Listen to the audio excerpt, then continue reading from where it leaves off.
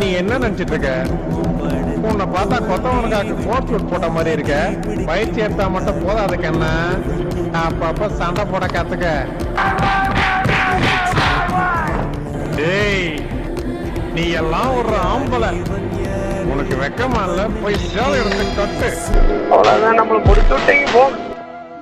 இங்க பாருங்கடா, முதுகெலும்பு இல்லாதவங்களுக்கெல்லாம் ஒரு ஸ்கூலு, அதுக்கு ஒரு வாத்தியார் வேற. வாங்கடா. இருங்பாய்.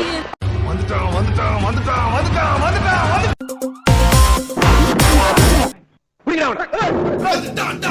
வந்துட்டான்.